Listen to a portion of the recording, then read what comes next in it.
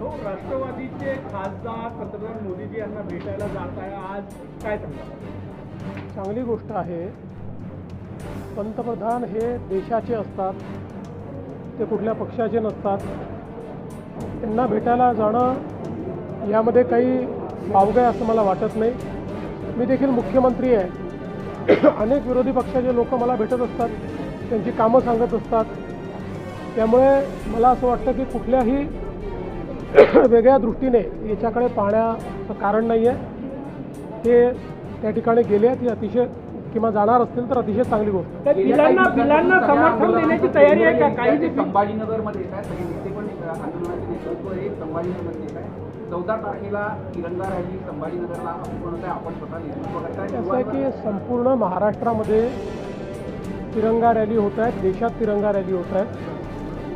15 August भारतीय स्वातंत्र्य दिन आणि काल झालेला 9 ऑगस्ट करो या मरो भारत छोडो या सप्ताहामध्ये संपूर्ण देशात आपल्या तिरंगा रॅलीच्या माध्यमातून देशप्रेमाचं वातावरण तयार झालं पाहिजे, या दृष्टीनं या रॅलीज काढलेल्या आहेत.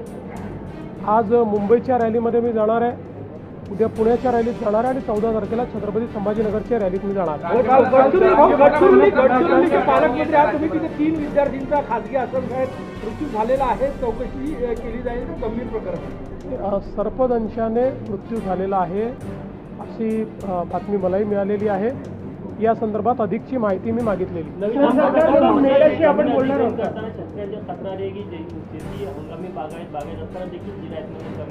असं एखाद्याचा हे लपवता येत नाही. या संदर्भात गुगल इमेजरी आहे, प्रत्यक्ष ग्राउंड ट्रुथिंग आहे, ड्रोन इमेजरी आहे. कोणाचं सुटलं असेल तर ते इन्क्लूड होईल. कोणी जर त्या ठिकाणी अनावश्यक क्लेम करत असेल तर मात्र त्या संदर्भात भरपूर पुरावे असल्यामुळे त्या पुराव्यांच्या आधारावरच निर्णय घेतला जातो. काफी हंगामा हो रहा है, कांग्रेस ने उसे एंटी क्रिश्चियन बताया. देखिए, FCRA के ऊपर बिल लाने का कारण यही है कि लगातार इस देश के अंदर FCRA का उपयोग करके कुछ संस्थाएं पैसा ला रही है और उस पैसे का उपयोग देश विरोधी गतिविधियों के लिए किया जा रहा है. जो अच्छा काम करते हैं उनके लिए इस बिल में कोई अड़चन नहीं है, कोई तकलीफ नहीं है. FCRA की प्रोविज़न भी रहने वाली है. जो हिसाब देंगे उनके लिए उनका लाइसेंस भी रहने वाला है. मुझे विश्वास है कि अगर किसी को इसमें कुछ कहना होगा वो संसद में कह सकते हैं.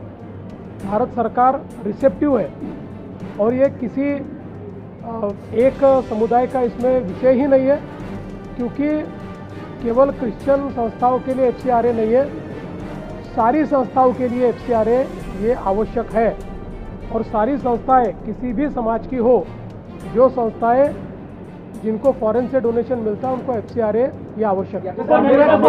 अमेरिकेवरनं बरेच स्टेटमेंट येत आहे FCRA वरनं. खरं तर भारताचा अंतर्गत हा सगळा विषय आणि सगळ्या ज्या संस्थांना हे विचार FCRA बिल आणणं का गरजेचं आहे या स्टेटमेंटवरूनच लक्षात येतं की अमेरिकेतल्या काही लोकांना FCRAचं अमेंडमेंट बिल येत आहे याची मिरची लागली. याचा अर्थ काय आहे? पण मी पुन्हा एकदा सांगतो की केंद्रातलं सरकार सगळ्यांचं म्हणणं ऐकून घेणारं सरकार आहे. हे कुठल्याही एका समुदायाच्या विरोधात बिलकुल नाही. सगळ्या समुदायांना, कोणालाही कुठल्याही संस्थेला परदेशातनं डोनेशन घ्यायचं असेल तर FCRAची मान्यता घ्यावी.